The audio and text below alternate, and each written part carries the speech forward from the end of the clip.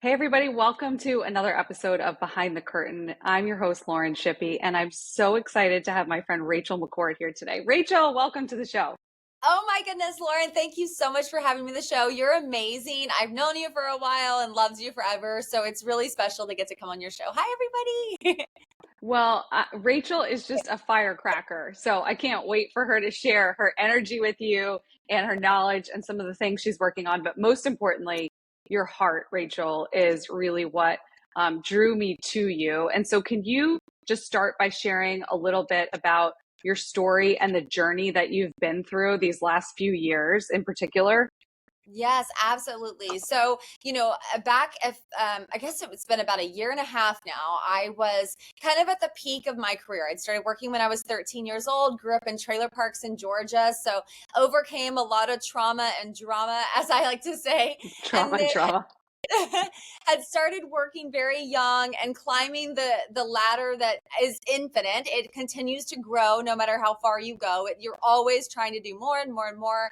And I was at that zone. My son was 3 years old, and I was on a huge jumbotron in Times Square for a show that I became the executive producer and host of called Female Founders for Bloomberg Television. And it was like that moment for me where I was like, oh my goodness, I did it. I'm doing it. Yep. It's happening. I'm not who I thought I was. All the things. And then 6 months later, I found out I needed to undergo open heart surgery. And 2 months later, my heart stopped. So it Wow. was really, really a transformation because I think I had put so much energy into trying to make myself lovable since I was a little girl. I Mm, didn't feel very worthy of love. And I felt that if I could fix myself, fix the brokenness from what I had been through, then yeah. I could help other people. Because quite frankly, I didn't even think that I was worthy of the help. I just wanted to help the world. So I felt like if I could fix me first. So I started reading self-help books. By 20, I'd read over 1,000 and had Wow. just really been in that grinding zone. But I think that God had just like a different story for me. And it really was the very end of my own heartbeat that began this Mm, new journey for me of not just doing what was in front of me, doing what felt right and felt like the other accolade that I was waiting for. Cause it was like, oh, let me just keep winning and winning and winning and just competing with my past self. Like I was like, I don't want to be who I was before, but I couldn't just yeah. stop and be like, who did God create me to be? What am I here Yeah. for and what really matters? And do you feel like when that happened, it was just like he just disrupted everything and that almost like had to happen for you to be like, okay, I'm listening now, I'm paying attention. All of this like striving is disrupted. I can no longer physically even do it anymore. How am I going to return? How am I going to rebuild? Like, what did that process look like for you as you were going through the surgery, as you were coming out of recovery, all of those things? I'm sure like your family, things get really real, right? When you go through hard things like that. So, what did that process look like for you? Yeah, well, I think for me, it was the 2 weeks leading into the surgery. I had gotten cleared for surgery and basically had 2 weeks to prepare.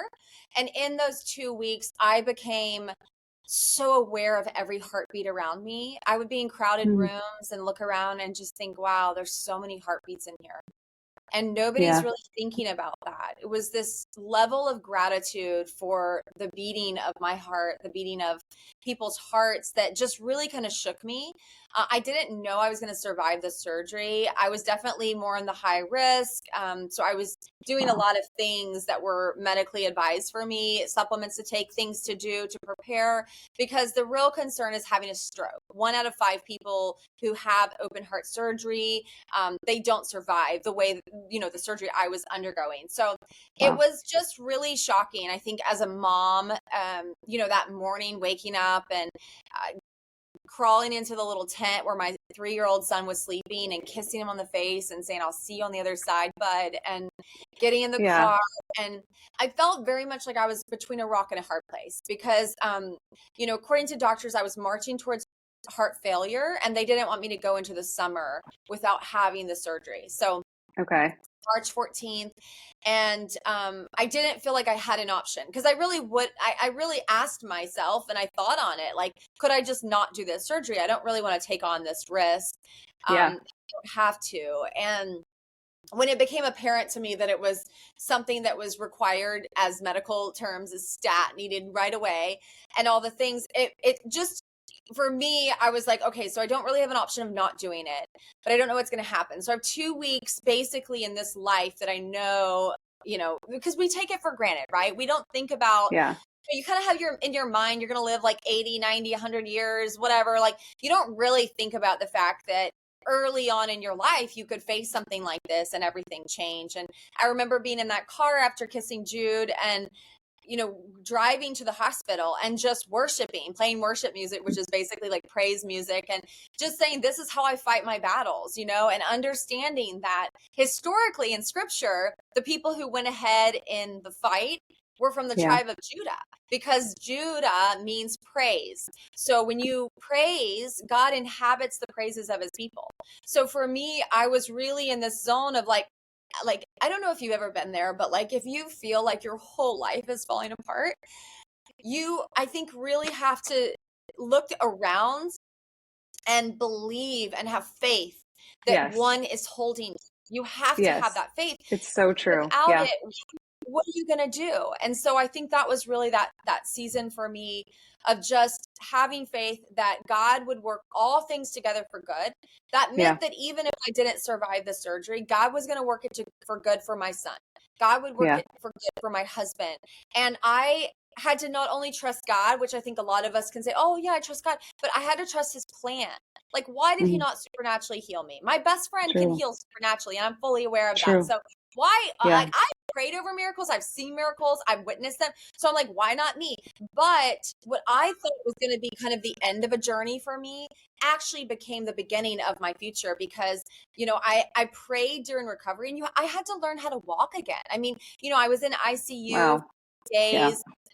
I remember them being like, okay, we want to like get you moving. I was like, I'm not ready. I cannot move. Like, I stayed in bed an extra day because it was like so painful. I mean, they had put a catheter, which is like a pain, like they put it in your back to kind of like administer pain medicine, and it wasn't put in correctly. So not only did I feel it when they tried to put it in a second time, but it didn't come out. I felt when they were like taking tubes out and a wire got stuck around my heart. Like, it was a situation. At the same time, it's like, well, why all of this? And now for me, looking back at almost like Old Testament Rachel, where I was on this journey, right, of like running and hustling and trying to, striving, just trying to like prove to myself, to the world, that I was worthy of love. I think going from that to shifting and being like, God, I'm with you. Like, I want your Holy Spirit to guide my journey. I just really, I thought that my life, because of my passion, because of the spiritual connections, I had insane God moments too. Like, I had like out of body experiences. Like, I had this whole series of experiences since 2018. So when the surgery happened, really? Wait, tell me a little bit about that. Were they like dreams or visions, or was it like spiritual warfare, or what did that look like? Because we've experienced a lot of that in our family as well, leading up to our really difficult season. So I'd love to hear about that. Well, I hear you when you say leading up to the difficult season, because I really believe that God gives you what you need right before you need it. I believe that fully. Like, he almost like puts this there. So I was actually struggling with, so I was in this 2-day accelerator with my husband. It was like a marriage therapy thing. And I got a phone call that my sister was going through something really difficult. And I didn't know what exactly was going on, because I was hearing it from our other sister. And it was really bizarre, Lauren. But as soon as I heard that, in my mind, I heard very clearly what was happening. Like, it was like she was remembering specific trauma. And it was trauma that I had, to be honest, totally blocked out. Like, I had not remember. Like, I couldn't remember a lot of my childhood. So I just had these little flash memories. And I was taking a walk with my dogs. My oldest sister calls me, tells me our middle sister's struggling. And then I was like, well, what's going on? She's like, I don't want to talk about it. Da, da, da. And I was like, okay, well, and I wasn't really talking to my middle sister. One thing about the McCord sisters is that, like, we've had a wild journey with kids in like the spotlight. My sister's an actress. So, it's like we've had our moments of drama. I'm not going to lie. It's one of those moments.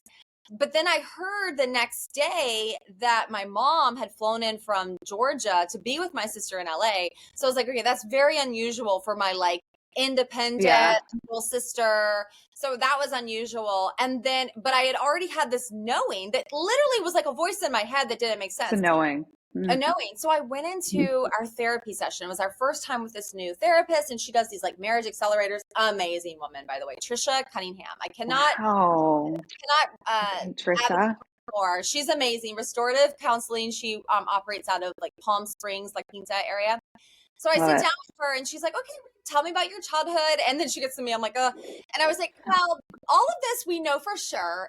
But I'm pretty sure my middle sister is having suppressed memories come up, which I didn't even know what that was at the time. I was like, about this specific thing happening. And she was like, okay, well, how do you feel about that? As she's like raising her eyebrows.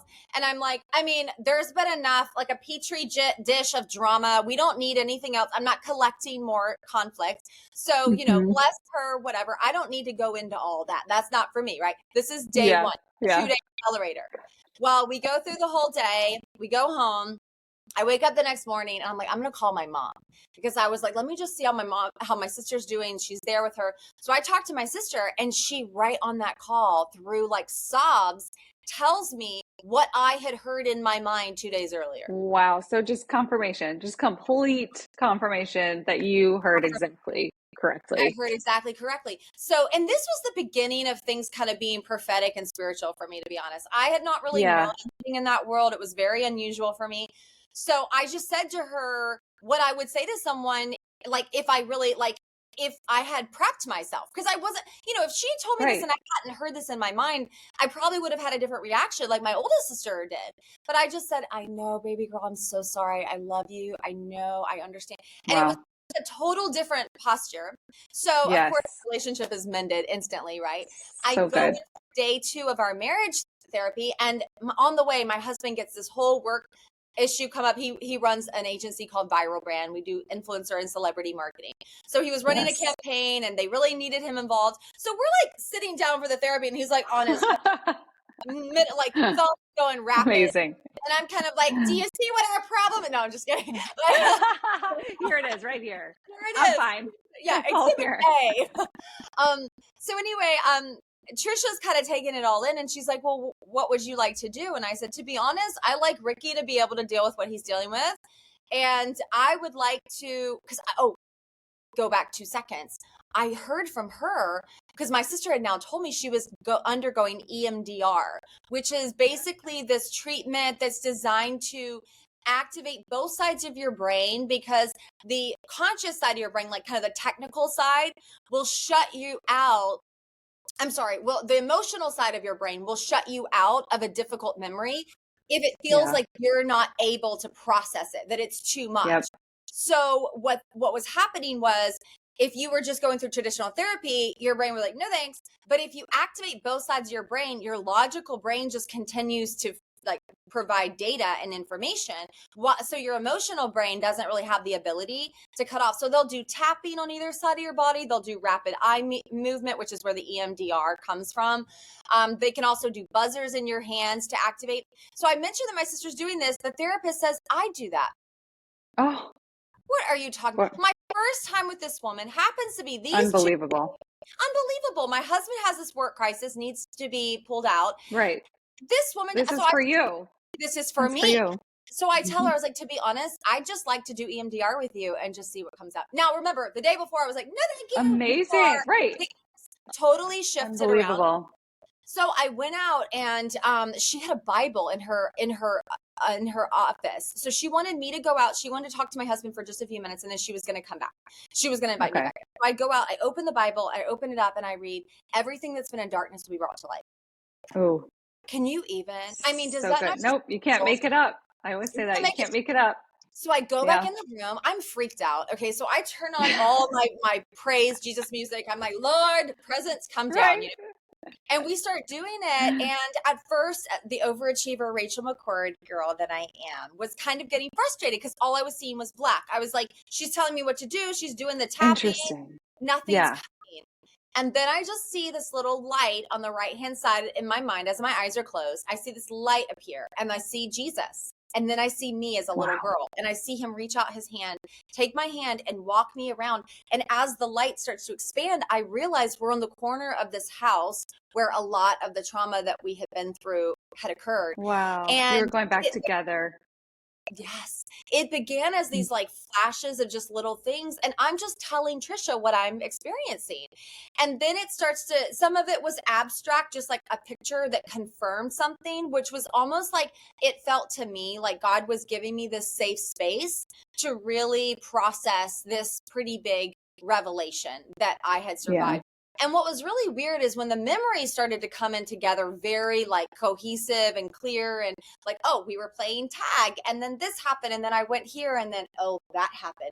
And then this, I was remembering things I never remembered about where I lived, about things, about, it was just very bizarre.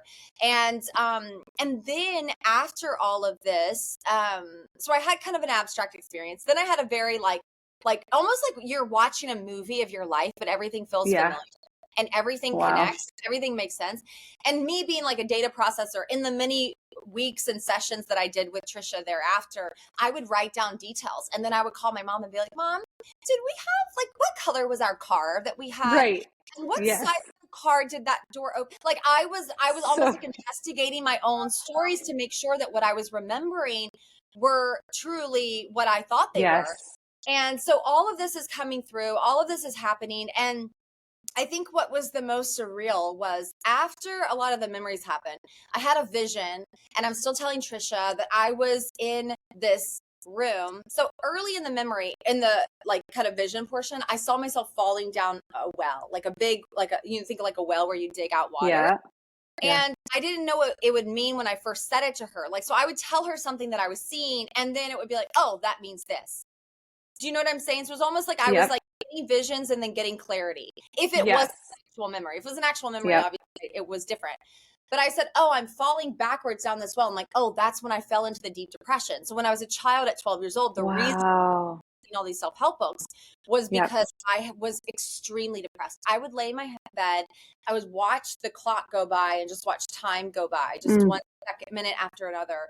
I was homeschooled, and my sisters and my father had all moved out within 3 months of each other. One had Wow. moved to Alaska. She had ran away from home like a year before, but she was officially out of that state. My middle Okay. sister, Annalyn, the actress, moved to Miami to start her career. And then Yeah. my dad moved out for the last time because he was kind of back and forth with my mom. So it was very difficult. It was the first time my mom was working in my life that I had ever known her to work. She was home with us our whole childhood until that point. Yeah. So I was all alone in this house. I had no friends, and it was just really shocking to my soul. So I connected it right away. Oh, that's when I fell into the depression. So then I have all these memories and all these moments, and then it goes back to these vision type experiences. So I told my therapist, I was like, now I'm in this operating room. Now this is in 2018, long before we ever found out I needed to undergo open heart surgery. Wow. Yeah. But I was Wow. laying Yeah. on an operating table, and for, like the top, my chest was open. It was all So open. that, yeah, It your was heart confirming area. what was going to happen, the healing of my heart. And there were Wow. these nurses that were actually angels in the vision. I could just tell. And then the main surgeon was the Lord. And I saw him reach into my chest, and then his arms went into that well, and he grabbed me kind of by like my chest, like almost like my clothes, you know, like the like if you were wearing a jacket, like the jacket, and pulls me out and just kind of slings me next to him and stands me up. And it was so weird. I was like dripping wet. And Wow. I'm telling Trisha, and I'm like, oh, I'm a new creation. Mm-hmm. Then the next thing you know, I have this vision where I start flying, and I'm literally like flying up. I confront the person in the memories. And then Wow. after that moment, because I literally said, why did you do this? Why did you do this? And I saw a snake. It's all a vision. I saw a snake come out of his mouth in my face and say, I couldn't help it. And then as soon as that happened, it was like I was released from the trauma. And all of a sudden, like this joy filled my soul. And I started flying. And I went up and I was like, oh, I'm in the outcourts of heaven. And I looked down out of this window and I saw the earth and I saw all this wild stuff. And then I was like, oh, now we're going to go. Now it's time to go. And then I start flying down and I'm explaining everything I'm seeing. I'm seeing these clouds. I'm seeing these buildings. Oh, I see these little white buildings with little brown roofs. I don't even know I'm describing the building that I'm physically in. And because we're right now. No, when right I now. was in that moment, the building that I was in with Trisha, okay. I was describing that exact building. And then I was like, oh, there's an open window and I'm coming in. And just like that, I take a deep breath and I open my eyes and the vision is over. And I suddenly felt my legs felt so heavy. And I was like in this moment, like, oh my goodness, like I feel so heavy, but this joy that I cannot explain. I'm so happy. And I've told Trisha everything that I've experienced. We talked through it. It was like this beautiful conversation. She ends up calling Rick. Rick comes back. Now, remember, when Rick left, I was about to go into an EMDR session to see if this one thing had happened to me, right? Right. Yes. Back in the space, and I'm smiling so big I can't even contain it. I'm filled with joy, like unspeakable joy, as they say. Supernatural. Supernatural. Like I'm so happy. Like this is not how I've ever been after a therapy session. Let me be very clear. Right. Ricky comes in the room and he kind of walks in a little trepidatiously and he's like, hey, you. And then I'm like, hey, I totally forgot. About the trauma conversation. I forgot about all of it. I was just in this beautiful elevated moment. Everything felt like clipped. Unbelievable. And then he goes, so it didn't happen. And I was genuinely confused. Like crinkle. I'm like, what do you mean? Like what? I'm like, oh, yeah. No, that happened. But it's okay. Oh. Everything's okay. Everything's going to be okay. He literally thought, he's like, did this woman take like 12 like, is she okay? Is she okay? What did you broke my wife. What happened here? Yeah. So that was insane. And that was literally 6 months before, or maybe 7 months before I had another Jesus encounter when I went to the small group. And I just went in the back room and was like, will you pray for me? It was almost like that time in August of 2018 was God just kind of like put it on the table and kind of almost like reshaped the bones. But on May 17th of 2019, I felt a supernatural healed touch and I was never the same. The next morning I wake up bold, talking about my faith to the Uber driver, encouraging him. So it was just this insane experience. But I know the difference and when I was like a different person and I was so healed and so like impacted by that experience in August, but it was May 17th of 2019 that I feel like is like the day I really became born again, like to be honest, like in the faith world, because it was like a different experience. Like I saw the Lord, I was like in this garden and I mean, I cried so much. I had these fake eyelashes on and they ended up on my ankles. Don't ask me how to make that long journey because I'm amazing. But they quite a ways to travel down there. Quite a journey. But it was just this like mind-blowing experience. So by the time I had the surgery, it was like it took me like maybe 9 months after the surgery to even remember that I had a vision that I was having a major surgery with my chest. Oh my gosh. Tell me crazy. And I had this woman tell me, she was like, I just want to tell you that nobody touched your heart except for the Lord. This woman had no idea, I had a vision that God was like the surgeon as I'm having this major surgery, nor did she know that I had had an open heart surgery robotically, where they had actually put in all these little pieces and gone through my heart. But technically it was just the metal that touched my heart. And she did not know that in 2019, I was in Israel in the church on the marble where they had laid Jesus's body when they were wrapping him with the linens. And I had like literally face on the marble, tears everywhere. Like, Jesus, please heal my heart. And now I'm like, I did not know how much healing it needed, but now I see hearts everywhere. I see them in the ground. I see them in flowers. I see them all. It does not make sense how much I see it. Then like 2 months ago, someone was looking at my arm. I was like, wait, Rachel, you have a heart scar on your arm.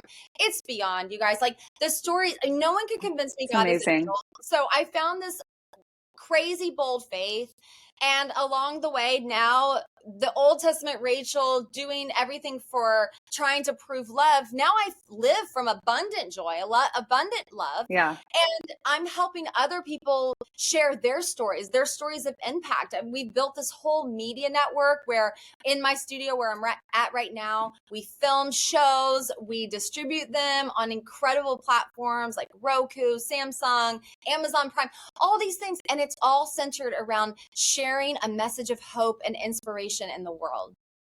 I love it. Rachel, that is so beautiful. There's like so much in there that we could unpack. And I'm so glad that we took that winding road to share this in the beginning because it's more important than the rest of what we're going to talk about, really.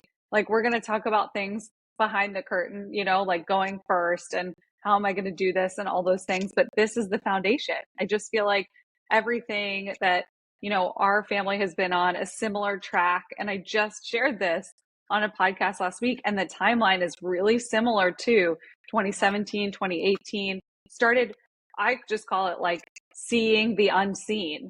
Like your eyes are being open to something bigger than you, and you're paying attention because you're like, there's something else here. Like I always knew about God. I grew up, in a non-denominational church and things like that. But no, it's different when you actually experience the presence of the Lord and you have an encounter with the Lord. And more than that, just confirmations and signs and words and different things and people giving you dreams and, all kinds of things. You're like, whoa, this is real. This is very real. And it's so cool that God just saw fit, like how he's such a good father that he saw fit to prepare you long before you went through that. And not only did you go through a real technical heart surgery, but what he's also, and I think he's doing this all over the place, is really healing people, like real, true healing from the inside out, like our hearts, so that our hearts can overflow with peace and joy and abundance. That doesn't even make sense, for our current time and where we're living and all that stuff. So thank you for sharing all of that. It's such an honor. And it's beautiful because I think at the end of the day, when you have so much hope, you want to share it with the world. You want to help other people know that they too can push through adversity. They too can live their dream life. They can put their message out into the world and live from purpose. And I think when your pain has been a message in your life where you felt so hurt and so lost and confused, and then you can see this transformation and then bring purpose to it, I think it becomes so special. Absolutely. It really does. And everything that you're doing too. And we're going to link to, your site and everything that you're doing with the network in the show notes for sure, because people definitely need to check it out. I think it's really important work that you're sharing this, but I want to shift gears and talk a little bit about the behind the scenes, because behind the curtain, this is kind of this vision that I got one day of the Wizard of Oz and how he looks so great and mighty and powerful behind the curtain. And then when Toto runs and pulls the curtain back, he's like this little old man and he's kind of scared, and isn't that the way we all feel sometimes when we're stepping out and we're doing new things and we're building things or we're going boldly and courageously into new territory? So how has it been for you to go first? Because what you're doing here is groundbreaking. It is different. And you're not going according to a previous blueprint, right? You're carving out your own. And so can you talk to me a little bit about what that feels like for you, lighting the way for others? Well, that's such a great question. I think for me personally, it's been about having a bold faith in what I'm doing and like the impact it's going to have. So when I first started the McCord list back in 2013, I was so nervous. I was filled with self-doubt. I was literally like, what's new under the sun? Come on, Solomon. Like, I have Right. no idea. Like, what am I going to say that hasn't been said? Like what, and again, I was struggling with self-love and all these things that I think we all struggle with, right? Until we experience the transformational love that we were created for, I don't think that we can experience it, because every other bit of love is almost like bottled up love, right? It's like Yes. the human capacity of love is so much different than God's capacity of love. So when we actually are filled from the inside out and we're like, oh my goodness, I have all this love, you suddenly don't have the same limitations. You're no longer challenged in that way. So I think for me personally, it's been about knowing that what that message when I started the McCord list, that if I could help 5 people, that's what my husband said. He's like, if you could help 5 people with your story, would they be worth it? And I said, 5 whole people? Are you kidding me? Absolutely. Of course it's worth it. Like, again and again, I knew what it was like to face anxiety and depression and PTSD and all these challenging things that no one really knew, because I would just, I used fashion. I led Magic, which is the largest fashion trade show in the world. So I was on stages doing all these things. And on the inside, deep down, I was so scared, and I was always just trying to push and move and grind and survive. And so I think that for me personally, in the season that I'm in now, I'm at this different place where I know that it's not only my message and my mission to go out and help my 5, every stage, every interview, every moment, but it's also to go out and find the Lauren Shippies who want to help the 5, and the people who, we get stuck, but I think that we face more spiritually than we ever could imagine. We cannot fathom the unseen until we have, like you said, eyes to see. So when we actually step out in faith and you say, you know what, it doesn't matter if I host this webinar and 2 people show up, it doesn't matter, because I'm actually just called to the people I'm called to. And if you have faith fully that God will open the doors that you're supposed to be in and close the doors that you're not supposed to go through, it opens up like this piece about like, let me just come and love, let me just help. And for me, I work in entertainment, so I have a very mainstream brand. The McCord list is mainstream, right? It's not like a faith-based brand. My show, the McCord list today, definitely tackles faith topics because it's my show. I'm the host and I can't not talk about it. It takes 2 seconds to be like, let me tell you about God. Like, I can't help it. We develop shows for many different people, many different backgrounds.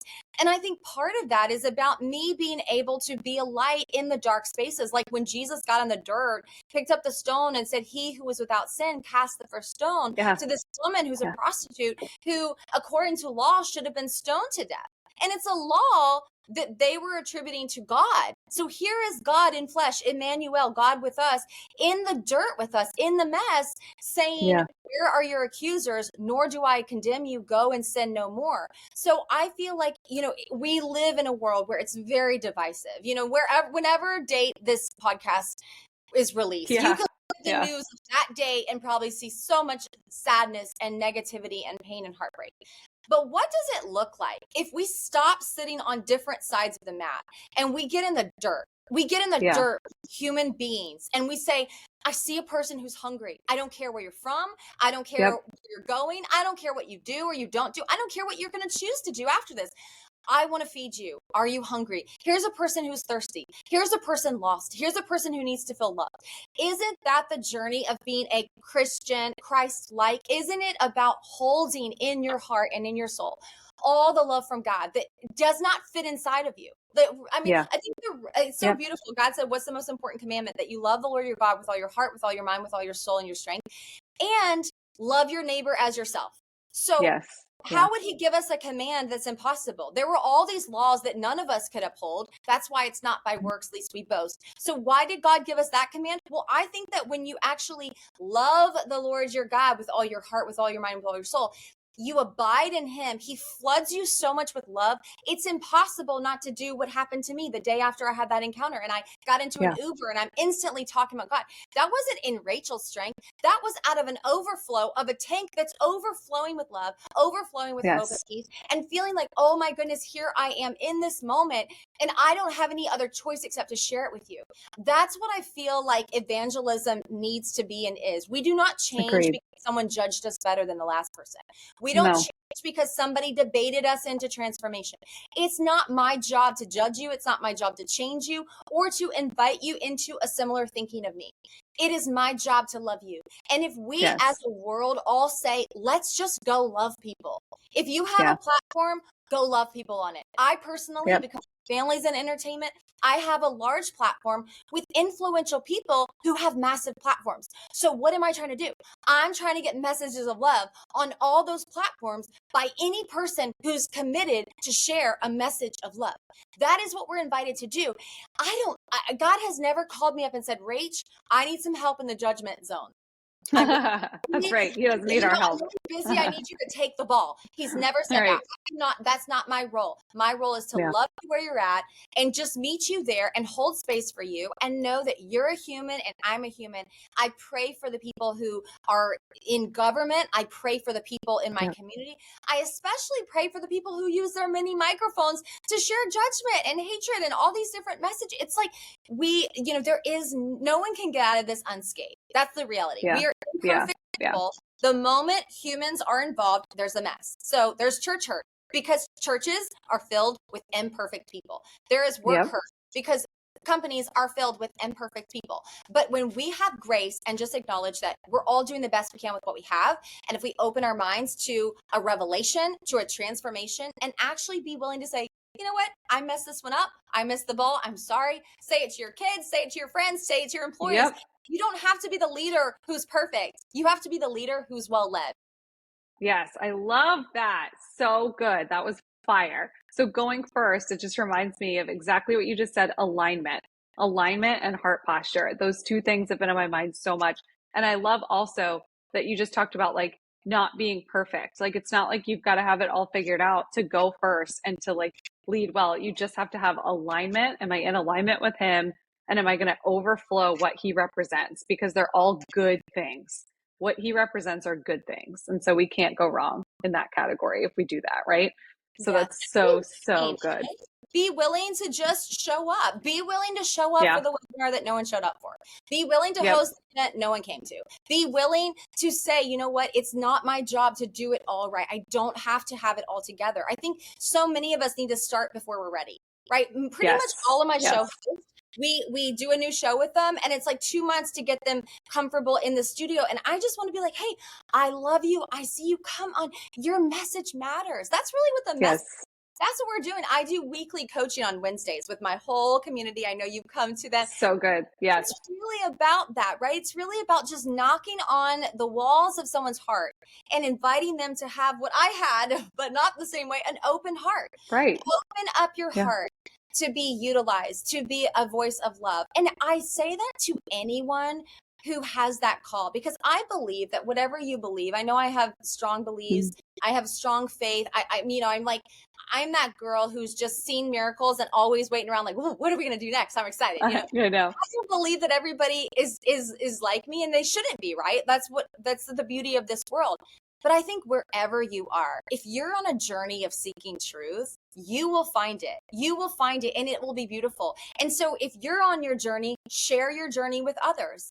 I remember a season of my life when I was in so much depression and I was so crippled in fear and all the things. And what really kept me going was the belief. Someone had told me, Rachel, you're a teacher. And then someone else had told me, you're going to change the lives of many women in your life. And it didn't make any sense at all because I had dust. Like I was picking up dust. I was like, I had no brand. I had no concept. I had no vision. I had no idea, none of it. But somewhere within me, it was almost like there was truth spoken and I could do it. And so there was a part of me that almost like a magnet, like stuck to that and was like, it's almost like if you imagine you're skiing in the water and you've fallen into the water and you're hanging on by this cord and you can't see anything because water's all up in your face, but you just keep holding on. I feel like that's really how I built the McCord list. And my husband would call it the quit speech because I was always I was like, I'm done. I can't do this anymore. I'm really done now. Quit speech. So he was funny. like, here's the quit speech again. I'm like, listen, you need to match my emotion, validate my feelings. You learn this in therapy. You know what I mean? All the things. We're still working on that 12 years there. But it's really about that commitment to just show up and give it your all and just believe that something you have to say is for someone. I know that for me, when I'm about to speak on a topic or host an event with a heavy topic, maybe it's about overcoming fear and self-doubt. I am hit with the most self-doubt and the most fear and the highest imposter. Yes. And I'm like, wait a minute, what is going on? And then that little lie will creep in, like, why should you be sharing this message? You're struggling with it. And I'm like, oh, that's right. I'm sharing a message. There it is. That's why I'm so let me just open up. Let me just abide. Let me get the overflow. Because when you're pouring out, someone's pouring in. One is pouring in. So Yes, that is the secret of the God of impossible math. that's It is so true. out of abundance, right? We're all like, oh, we have. I told my son, he's 5 now. I'm like, show me stingy fingers, and it's like this. Okay, cool. Let me hand Stingy you thing. something. I'm like, grab it, and he's like trying to figure out. I'm like, show me generous fingers, and so he's gone from a fist of stingy fingers I love to that. palms for generous hands. And I'm like, now let me hand you something. Do you see how much easier it is to receive when you're giving? Because you're open. You're open here. Like in the Jewish culture, the left hand is the receiving arm and the right hand is the giving arm. And I actually, you're not in Jewish culture, you're not supposed to get a tattoo, but oh well. Ah, Oops. I'm on the right hand I have chesed, which is grace, and it's on my giving arm, because for me it was the reminder to always give grace, always be in the love dirt, the first one in the dirt to say, I see you, I love you. I'm not the one to condemn you. Just be loved. yeah, yeah, that's it. So good. Oh my gosh, Rachel, there's so much good here. We could keep going forever, but I'm going to wrap it up. So let's talk about what you would say to those that are making a change or a shift into something new as they experience this. So maybe they've been through a time where things have been disrupted for them. They've been through some hard. I actually know a lot of people in this space right now that are just like, I feel like it's time to make a shift and I don't know where I'm going. So I'm starting to do this new thing, but I don't know what it looks like ahead of me. What would your advice or your wisdom be to them as we close up here? I love that. My first tip would be start before you're ready. It's okay that you don't have an idea of what it's going to look like. I had no clue that the McCord list for such a time as this would be a media network in a zone where the award shows are opening up, podcast categories, Netflix is opening it up. We're doing talk shows and podcast. I had no vision. I wish I was that smart when I started it over a decade ago, but I'm not. So I had no idea. So start before you're ready. It's easier to steer a ship when it's already moving. My second piece Good. of advice would be to get comfortable in the uncomfortable. It's going to be Oh, yeah. difficult. You're going to have those moments, but just get comfortable in them. And then don't be afraid to make missteps. There's no mistakes, but there's mistakes and there's missteps, and it's okay to make them. In fact, in the process of doing them, in the process of falling on your face, you're going to learn more than you learn when you succeed. So don't be afraid of that. I'm so grateful for every mentor, every person who's breathed life into me along my journey, and also just the people who I'm called to love. I think we all are on this beautiful mission, and it's going to get messy, but just embrace Yeah. those mistakes. Take another take. In Hollywood, we would just say, cut, let's shoot that again. I love it so much. Rachel, thank you for coming on. It was just so amazing to talk to you as always. Thank you. Thank you for using your platform for so much good. Love you and love you Thank all. you. Blessings in your journey. Thanks so much.